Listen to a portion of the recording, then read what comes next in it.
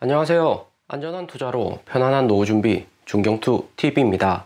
네, 4월 19일 화요일입니다. 비트코인 4800달러 플러스 1.4%, 이더리움 3000달러, 리플, 솔라나, 에이다, 도지코인도 마이너스입니다. 전체 코인 시장 보면 루나, 폴리곤이 비트코인하고 플러스고요. 비트코인 숏 포지션 대량 청산 나오면서 다시 4만 달러 위로 상승을 했는데, 특히 루나 코인이 비트코인하고 함께 숏 포지션 대량 청산이 되면서 매우 크게 상승이 일어났습니다. 루나 코인 리플 넘어서 시총 순위 3위까지 상승했다가 다시 하락한 코인이기 때문에 투자자들 사이에서 관심도가 높고 숏 포지션 잡는 투자자들이 많았고요. 이번에 비트코인 38,000달러까지 떨어졌다가 다시 4만 달러 위로 상승을 했는데, 비트코인 반등은 미국 나스닥의 영향이 매우 컸습니다. 미국 빅테크 어닝 장세 계속 이어지고 있고 대량의 숏 포지션 청산이 되면서 반등이 나올 수 있고요. 연준, 하지만 5월 5일 미국 연준 금리 인상 영향권 안에 있기 때문에 단기에 비트코인이나 루나코인 이렇게 상승한다고 해서 올라타실 필요는 없습니다. 비트코인 41,000달러, 42,000달러 구간에서 고래들 대량 매도하려고 준비 중이기 때문에 비트코인 여전히 박스권 안에서 횡보할 가능성 매우 높고요. 그렇기 때문에 현물 투자를 하실 때는 현재 구간에서는 확실한 저점이 나와서 매수를 하시던가, 아니면 5월 5일 연준 FOMC 금리 인상 이후 나오는 저점에서 추가 매수가 안전하다 볼 수가 있습니다. 그리고 선물 투자 역시 박스권 안에 변동성 매우 높게 움직이기 때문에 특히 비트코인은 선물 투자하실 때 조심하셔야 되고요. 이번에 비트코인 반등시킨 나스닥 하루 동안 움직임을 보면 프리장부터 애프터장까지 나스닥 안에서도 변동성이 매우 크다 볼 수 있습니다. 나스닥 12,800포인트 상승 추세선 아래에서 현재 가격 형성되고 있기 때문에 그 안에서 어떤 움직임이 나올지는 예측하기는 매우 어렵고요. 오늘 하루에만 해도 IMF 글로벌 경제 보고서 나오고 폭락했다가 다시 연준 블라드 총재 연설로 반등 오고 그 다음 하락했다가 다시 반등 오는 등 글로벌 핵심 기술주 다 모여있는 나스닥이 이 정도로 변동성이 크다는 것은 코인 시장에도 매우 영향력이 높다 볼 수 있습니다. 나스닥 이렇게 크게 변동성 있게 움직이니까 당연히 비트코인에서는 롱 포지션보다 숏 포지션 많은 거고, 숏 포지션 대량 청산되고 시장가로 비트코인 매수를 하면서 비트코인 가격이 급등을 한 거죠. 그리고 비트코인 바이낸스 4시간봉 차트를 보면 이번에 반등이 나왔기는 했지만 시장 거래량 여기 보시면 거래량이 매우 낮다는 것을 알 수가 있습니다. 거래량 낮은 것은 6월 20일 비트코인 34,000달러 저점 찍었을 때와 매우 비슷한 형국이다 볼 수가 있고요. 당시에도 비트코인 쌍봉 찍고 하락을 했는데 여기서 하락이 한 번 하락으로 그치는 게 아니라 다시 반등 왔다가 더 큰 하락으로 이어졌습니다. 이번에는 미국 부활절 포함 주말이라서 3일 연속 시장 충격 없다가 이번 월요일 본격 하락을 했다가 반등을 했는데, 여기서 진짜 반등이라고 보기 어려운 것은 여전히 낮은 거래량 때문이고요. 그렇기 때문에 단기에 이렇게 반등 온다고 해서 올라타는 것보다는 좀 더 시장을 지켜보시면서 매수하면 좋을 듯 합니다. 그리고 그 다음 하락이 나오면 단기 일주일 구간에서는 3월 초처럼 이렇게 반등 나올 수 있는 구간이 나올 가능성 매우 높다 생각이 들고요. 무엇보다 최근 변동성 높은 장에서 마진 투자 비율은 여전히 높고 롱 포지션보다도 숏 포지션 잡는 투자자들 많기 때문에 숏 포지션 청산되면서 강한 반등 나올 수가 있고요. 그리고 19일 장부터 이제 눈여겨보셔야 될 것은 비트코인이 반등 1.4% 크게 상승을 해도 이더리움은 따라서 못 오른다는 점이고요. 이더리움이 하락하면 리플, 솔라나, 에이다 모두 같이 하락을 하는 거고, 특히 업비트, 김치 프리미엄도 마이너스 김프로 바뀔 수가 있습니다. 비트코인 루나 반등 온 것이 순수하게 코인을 매수했다기보다는 숏 포지션 청산으로 인한 반등이기 때문에 선물 투자 비중이 상대적으로 적은 이더리움, 리플, 솔라나는 하락폭이 컸습니다. 특히 알트코인 가격이 하락하면 국내 업비트 거래소의 김치 프리미엄은 계속해서 떨어질 수가 있고요. 5월 미국 연준 금리 인상 50bp하고 그 정도 구간 오면 김치 프리미엄은 마이너스로 전환이 될 수가 있습니다. 5월 금리 인상하고 비트코인, 이더리움 횡보하는 구간이고 변동폭이 작기 때문에 김치 프리미엄 1%, 2%가 아쉬울 수 있는 구간이고요. 그런데 이렇게 얘기한다고 해서 5월 금리 인상하고 당장에 비트코인 3만 달러 아래로 떨어지는 것보다 6월 양적 긴축이 가장 시장에 충격이 클 것이다 생각이 들고요. 그렇기 때문에 당장에 코인 현물 업비트로 구매하시려는 분들은 비트코인, 알트코인 상승한다고 해서 추가 매수 하실 필요 없고, 가장 좋은 구간은 5월 5일 미국 연준 금리 인상 전후가 될 듯 합니다. 미국 주시장이나 코인 시장 역시 6월 양적 긴축 이후 저점이 어느 구간까지 나올지가 가장 중요하고요. 5월 양적 긴축하고 업비트, 김프도 마이너스가 된다면 현물들 저점 매수하기 가장 좋은 구간이 나올 듯 하고요. 그렇기 때문에 현재 같은 구간에서 단계 반등 왔다고 해서 절대 못 샀다고 아쉬워하실 필요가 없습니다. 18일 중국 GDP 발표는 시장 예상과 다르게 잘 나왔고, 중국 GDP가 잘 나온 만큼 중국의 추가 금리 인하 가능성은 낮아지는 거고요. 거기에 19일하고 20일 넷플릭스, 테슬라 어닝이 있는데, 넷플릭스 코로나 리오프닝으로 인해서 넷플릭스 구독자나 매출이 작년 4분기보다 좋을지는 좀 더 지켜봐야 됩니다. 그리고 테슬라 1분기 어닝 역시 실적은 좋게 나오겠지만 2분기 컨센서스는 발표를 안 하거나 안 좋게 나올 가능성 중국 봉쇄로 인해서 매우 높고요. 그 다음 21일이 가장 시장 충격 큰 날인데, 미국 연준 베이지북하고 파르장 IMF 패널로 참석을 해서 발언을 시작하고요. 4월 21일 두 가지 가장 큰 악재 기다리고 있기 때문에 변동성이 매우 높은 횡보장이 일어날 가능성 높다 생각이 듭니다. 그리고 4월 18일 발표된 중국 GDP 1분기 성장률은 1.3%로 시장 예측치 0.6%보다 더 좋게 났고, 연간 성장률도 4.8%로 4.4% 시장 예측치보다 높은 수준으로 발표가 되었습니다. 중국의 GDP하고 산업생산 예측치보다 좋게 나왔다는 것은 중국 코로나 봉쇄로 인한 시장 영향력이 상당히 제한적이다 볼 수 있고요. 현재 비트코인, 나스닥 크게 못 상승시키는 두 가지 이유가 러시아 전쟁하고 중국 봉쇄가 가장 큰 원인이죠. 그런데 중국 경기가 시장이 생각하는 만큼 크게 위축이 안 오고 1분기에도 성장을 예상 이상으로 했다 지수가 발표가 되었기 때문에 비트코인하고 나스닥 반등이 온 거고요. 그리고 미국 증시 장 내내 상승 왔다가 하락오는 횡보장세 이어졌는데, 무엇보다 장 막바지에 미국 연준 제임스 블라드 세인트루이스 연준 총재의 인터뷰가 있었고요. 제임스 블라드는 연준 내에서도 강한 매파적인 성향을 가진 연준 위원으로 이번 미국 인플레이션율 높게 나오기 시작하기 전부터 미국 연준 빠르게 금리 인상을 해야 된다, 긴축 강도 높여야 된다 유일하게 이야기를 한 연준 위원이었습니다. 블라드 총재 이야기대로 미국 연준 빠르게 작년 10월부터 금리 인상하고 긴축을 했었다면 미국 인플레이션율 최근 8.5% 이렇게 높게 상승은 안 했을 듯 하고요. 블라드 총재 매우 매파적인 성향을 가진 연준 위원인데, 미국 연준 서열을 보면 1위 제롬 파월 연준 의장, 2위는 브레이너드 연준 부의장, 3위는 뉴욕 연준 총재 존 윌리엄스고 그 다음이 제임스 블라드입니다. 제롬 파월은 친시장적으로 이야기를 하는 경향이 많고, 브레이너드나 존 윌리엄스는 상당히 매파적으로 최근 발언을 했었죠. 제임스 블라드 역시 이번 연설에서 강하게 긴축해야 된다 이야기할 것으로 예상을 했는데, 시장 예상을 깨고 블라드 총재 비둘기적인 발언을 했었고요. 인플레이션율 최근 높아서 강하게 긴축해야 된다 이야기는 했지만, 인플레이션율 부분적으로는 시장 안에서 자체적으로 완화가 될 것이다 이야기를 했고요. 그리고 블라드 총재한테 50bp가 아니라 75bp, 기존의 3배 이상 높은 금리 인상 해야 되는 거 아닌가 아나운서 질문을 하니까, 블라드 총재는 75bp 그만큼 높게 금리 인상하는 경우는 역대 연준 정책에서는 없었다 발언을 했고요. 이번